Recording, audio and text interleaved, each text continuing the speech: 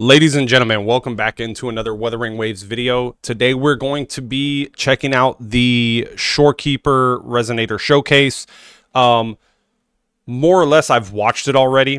And I wanted to do that because I had a big theory on this character. I wanted to watch it and kind of prepare ahead of time on how I wanted to talk about her as a character and I guess the like overarching lore of Wuthering Waves and the direction that it's going.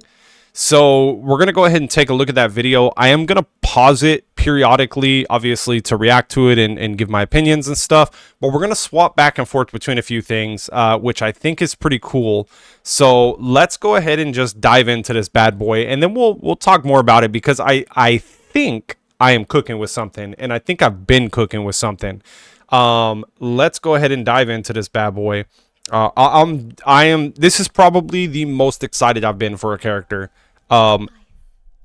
overall so far for the game. Is the dim light that flickers in the chaos, the faint heartbeat that echoes in the silence. A beautiful accident and a deliberate creation in the galaxies. So this is one thing I wanted to get into. Oh, we didn't go back. Blah blah blah. Let's go back a little bit. Come on, man. A beautiful accident and a deliberate creation in the galaxies. If we know anything from the lore of Wuthering Waves so far, it's that the entire premise is based upon calamities that have happened. Specifically, the most pivotal one, I guess you could say, is the wave-worn event, which is the lament, or however the hell you say it.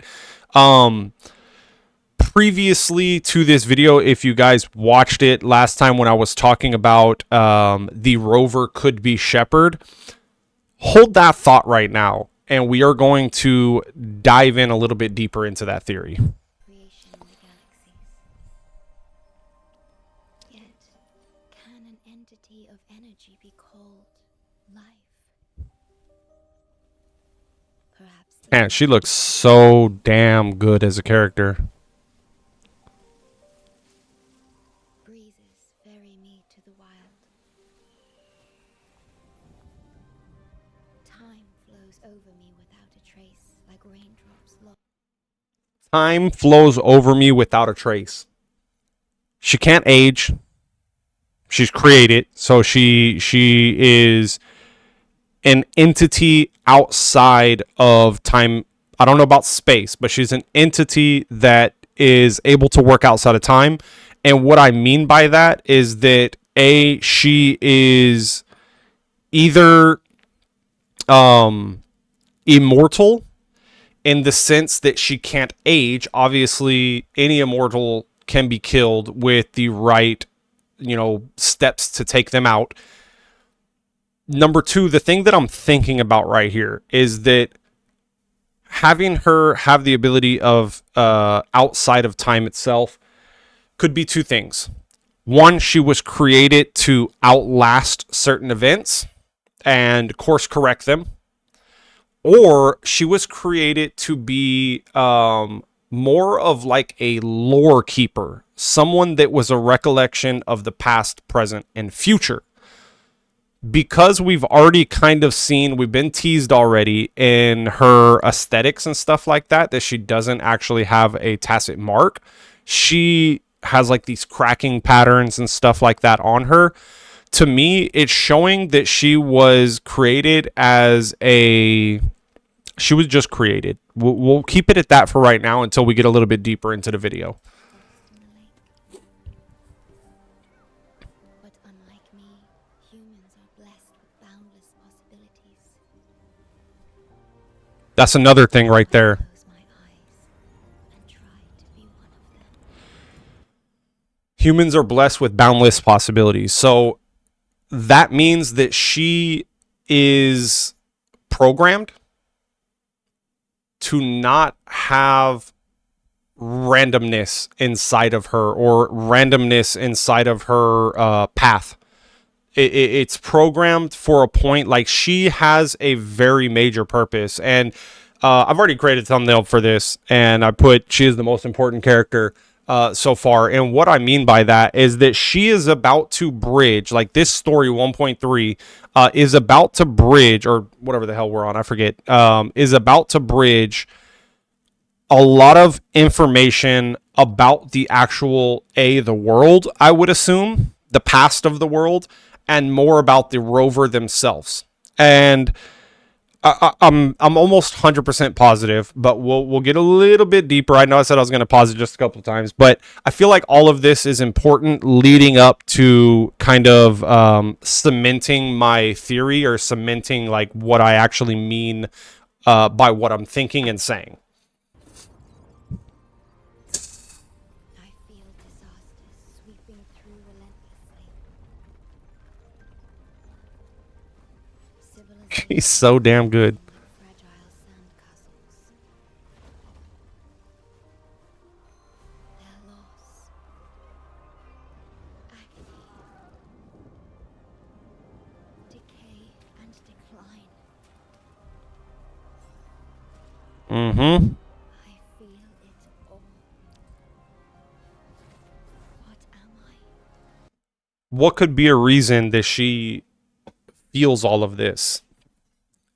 And specifically, all is the highlighted word that I'm talking about. What would someone possibly gain from recording all this information or retaining all this information? And we'll go back to the point where I said she's probably a lore keeper, but I feel like she has a little bit more of a purpose of importance rather than just being a lore keeper and relaying information. There is a reason that she was meant to retain all of this stuff and go through all these things. An observer of this world. A seeker of its origin. Or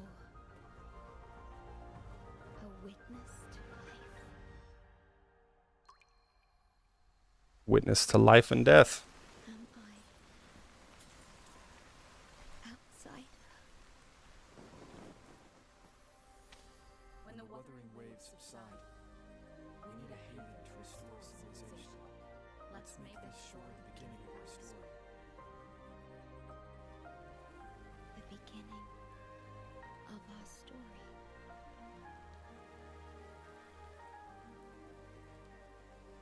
I understand now. I exist because of you. We know that already. Purpose is born from the burdens you carry. Through silence, civilization. My purpose is bound to the burdens you carry. This could be speaking in a like literal sense of everyone, because she is retaining all the memories and all of, not memories of everyone, but all of the events that everyone has gone through within the world and the world itself, from past, present, and future. Or she could be just talking literally directly to the rover, which also led me to believe that if there was burdens, that means that there was something failed or done incorrectly or wrong, like in a negative sense, before this. So that's kind of leading more into what we're going to get into. It's all little tidbits. And this shore is a testament to my existence. Rectify. So I'm just going to pause it right here because most of the rest of the video is just like combat and everything. I want to jump over to something real quick and go into a little bit of detail.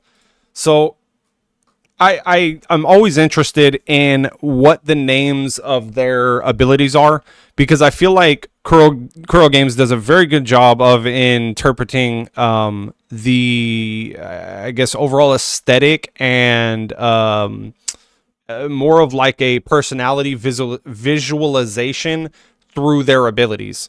So if we look at hers, her original one is Origin Calculus, or normal attack is Origin Calculus, Astral Chord for the Forte Circuit. We have Chaos Theory, and we have End Loop. Now, to bring it up so I can show you guys what these actually mean, all of these are mathematics, and they all have to do with that in a sense. So Chaos Theory, it got me thinking, how does Chaos Theory play into her character overall, and how does it play into my copium and hopium of my theory itself? So right here, small differences in initial conditions, such as those due to errors in measurement or due to rounding errors in numerical computation, can yield widely diverging outcomes for such dynamical systems, rendering long-term predictions or behaviors impossible in general. So that's basically the important part of this. If we look at that, and obviously just the base, definition, I guess you can say, of that, chaos theory states that within apparent randomness of chaotic complex systems, there are underlying patterns. So why is this important? We know that the rover can go into some kind of stasis sleep, or they've been here multiple times before. We know this for a fact because it shows us in the beginning of the story the rover being reawakened, us getting to choose male or female that we wanted to come down to Soul 3 with.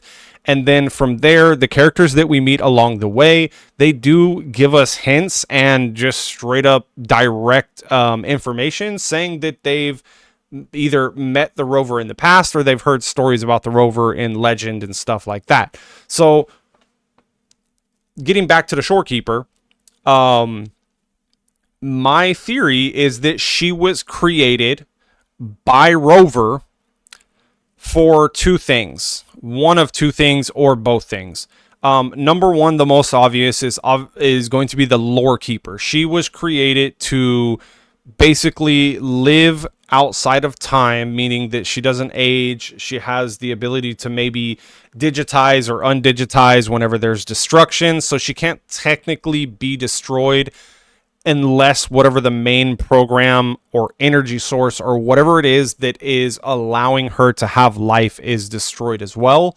A, it could be Rover, or B, it could be Black Shores itself, something inside of Black Shores that has been protected and hidden to the rest of the world that is holding the code or key to the Shorekeeper herself. That's why she can kind of live outside of time. I don't think she can necessarily live outside of like space itself because she is bound to the computational creation of her, or she's bound to her master or whatever it is. She's basically a slave to a device or a person in the sense that she can't exist without that.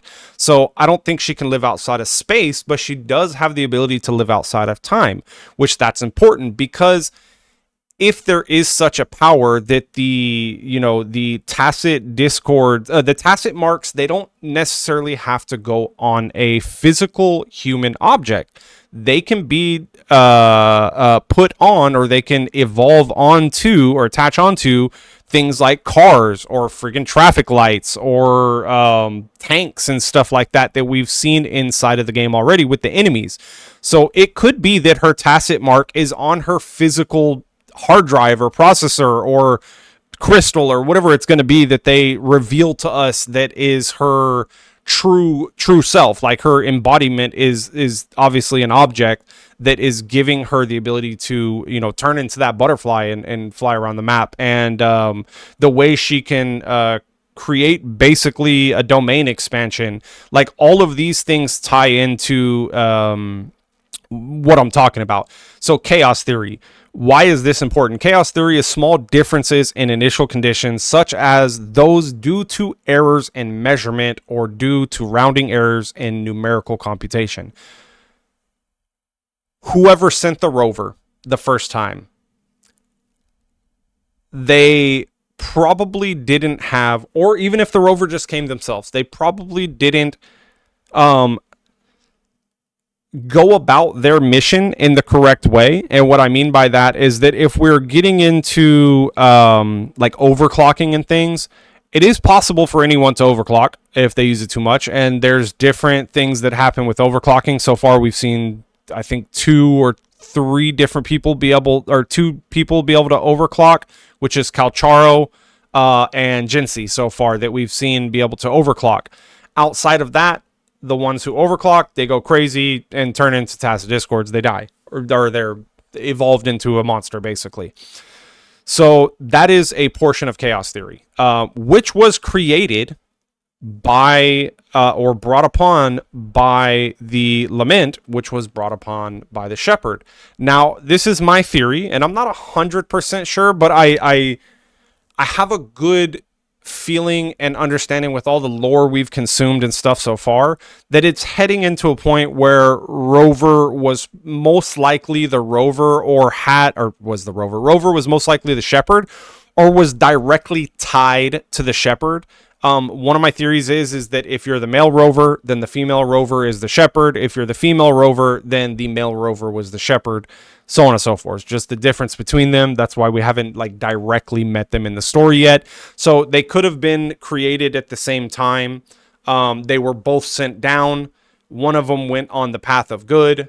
One of them went on the path of bad. They just had, diverting thoughts about how the way the world should work, or the way the world should evolve and go on and stuff like that. This actually ties into a really cool story. If you go look at like the back, and I'm going to butcher this, so I apologize, but there is a lore in Star Wars that the most powerful 2 twins were born. It was like a boy, 2 boys that were born, and their powers were so strong that they had to be separated on other sides of the universe itself. And the light one was the one who ended up creating the Sith, and the dark one was the one who ended up creating the Jedi. In our eyes, the Jedis are good. In our eyes, the Sith are the bad. But if you look deep into the actual like meaning of both of those things, obviously the Sith is fighting for freedom and free will, where the Jedi is order and control. Same theory with this is that if it goes down the path of having the male rover and the female rover actually be tangible both in the same world, and we're just playing one of them and the other one kind of gets the back seat in the villain, I guess you can say, then that would be pretty cool, honestly, because then it would be a pretty epic battle knowing that both of them can wield every single element and they have a little bit more power outside of just regular Tacit Discords and stuff like that. So chaos theory. That is where chaos theory comes into the direct play, is that Shorekeeper was created that way. When the rover came back, probably they had to use all of their power to defeat the other rover or encapsulate them for a time, so that way they can come up with a way to, 1, reverse the lament, and 2, either steal their power so they can't do it again, or destroy them completely, because they're both like undestroyable or something like that. They're just gods, you know? So that is chaos theory, tying to the Shorekeeper, where she is the anomaly. She is the program that will guide our rover to success, or she's going to give them the information to unlock whatever memories and stuff were suppressed to go on to success. Now, next thing is her resonance liberation is called end loop. Another very, very important thing, because that is her ultimate ability. Her ultimate ability is called end loop. And if we look at what end loop means in the mathematics sense, which is what they're, basing all of her abilities off of, in mathematics, end loop simply means the point at which a repetitive process called a loop is finished. At a point where a loop is finished. We already know that the rover has been here multiple times. Now that the Shorekeeper, the chaos theory, the true chaos of everything, the monkey wrench, whatever you want to call it, now that she's in play, she has the end loop. She has the ability to end the cycles of this death and rebirth and laments and waveworm disasters and stuff like that. She is the key. Going back to what I said in the very, very beginning of this video, is that Shorekeeper is by far the most important character that we've got or will be getting in the game thus far.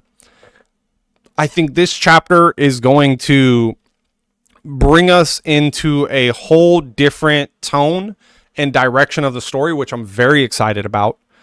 And honestly, I truly, I cannot wait for that, because it has been a little too lighthearted, I would say, from the standpoint that we got with the Moon Chasing Festival and even the Changli and Jinxie thing. It had some stakes, but honestly, what the hell did Jinxie even do? Did she truly actually save anything, or she's just prolonging it? That's another thing, is these god damn, I forgot what they're called. Sentinels. There we go. These Sentinels, they're placeholders for something. They're not the true, alpha and omega of anything. These are placeholders for a little bit higher of importance of the beings. So I'm pretty damn excited. You guys let me know what y'all think about this theory down below. If you guys have any questions, want me to dig deeper, please let me know. Other than that, I'll see you guys in the next one.